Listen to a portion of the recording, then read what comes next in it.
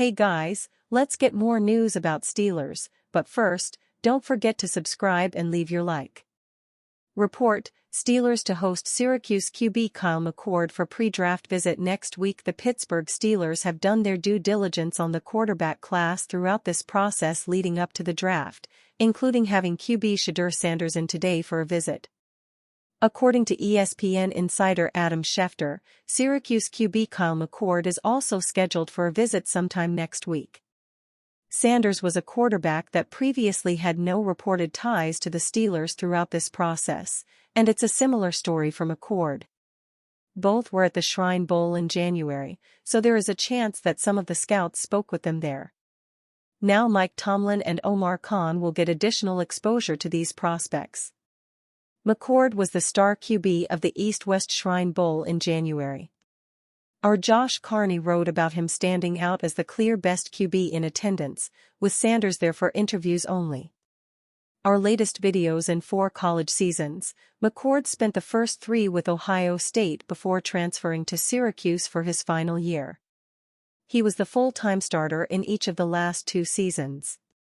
He had easily his best year in 2024 with 391 completions on 592 attempts, 66%, for 4,779 yards, 34 TDs and 12 INTs. He even received some Heisman votes in the process. At 6'30", 218 pounds, McCord is roughly average height for QBs in this class. He has a solid frame with 9.5-inch hands. He is a pure pocket passer with negative 142 rushing yards in college with 3 total rushing TDs. According to ESPN's Matt Miller, McCord is the best deep ball thrower of this class. He completed 37 passes of 20 or more air yards, which led the nation last season. This will be the 26th of 30 pre-draft visits allowed, not including the local prospects that don't count against the total. This will also be the 4th quarterback brought in, including Sanders, Jackson Dart and Tyler Shaw. They have also met with Quinn Ewers, Will Howard and Jalen Milroe with some decent exposure to Riley Leonard while at Notre Dame's Pro Day. That covers almost all of the bases from the first round all the way down to the later rounds for the Steelers to potentially select a quarterback in the draft 2 weeks from today. Steelers Stock Watch, OL Dylan Cook by Matthew Marksey posted on April 10, 2025 at 7 a.m. Player, OL Dylan Cook stock value, down reasoning, yes, Dylan Cook is still around, but is he going anywhere? After the Steelers re-signed Calvin Anderson on a 2-year contract, it's back down the batting order for Cook. Having already missed the 53-man roster in 2024, he will have another potential uphill battle this year. Our latest videos: Dylan Cook has never played a snap in the NFL, but he sure has plenty of transactions. With the Steelers last season, he has already spent time on the practice squad, the 53-man roster, and the reserve/injured list. With the team re-signing Calvin Anderson, particularly on a 2-year deal, it doesn't seem Cook is set to advance. Dylan Cook is entering his 4th season in the NFL, and 3rd with the Steelers. Of his first 3 seasons, he only spent 1 on the 53-man roster. That would be in 2023, during which he served as the 9th lineman, typically a healthy scratch. The hope at the time was that the Steelers could develop Cook, potentially turning him into a swing tackle. Also boasting guard flexibility, perhaps his future might have even been inside. But he didn't seem to take a step forward last season, indeed, perhaps took a step back. An injury landed Cook on the Steelers' IR initially. After they activated him on Hallows Eve, they released him the following day. In the first week of November, Cook signed to the Steelers' practice squad, and he remained there for the rest of the season. Even when Calvin Anderson spent time on IR himself last season, the Steelers did not promote Dylan Cook. Instead, they used Max Sharping as an emergency swing tackle. By that time, Cook was healthy, so the fact that they overlooked him is a concern. Now they brought back Anderson, but Dan Moore Jr. is also gone. At the same time, Troy Fautanu is back, so that's really a push. As it stands, Anderson is in line to be the Steelers' swing tackle. Can Dylan Cook push for that role himself?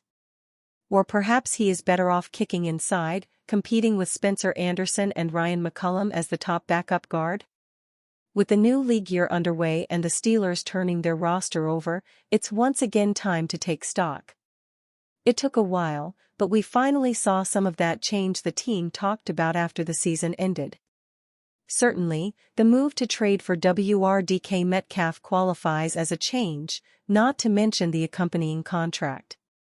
Pittsburgh radio host says George Pickens will be traded during 2025 NFL Draft. The Pittsburgh Steelers are a team to watch for the next month for multiple reasons. For starters, they are all but certainly signing quarterback Aaron Rodgers. Next, they could be on the verge of making another blockbuster trade, but being the senders rather than the receivers this time around. Pittsburgh finally made their big splash trade for a star receiver when they acquired DK Metcalf from the Seattle Seahawks and immediately signed him to a long-term extension. This left many believing that the Steelers could move on from George Pickens, considering they paid Metcalf, and he and Pickens, for lack of a better term, do the same thing. They are both deep ball receivers who aren't known for refined route trees. If you don't believe me, look at their numbers over the last 2 seasons. George Pickens, 122 catches, 2,040 yards, 16.7 YPR, 8 touchdowns. DK Metcalf, 132 catches, 2,106 yards, 16 YPR, 13 touchdowns.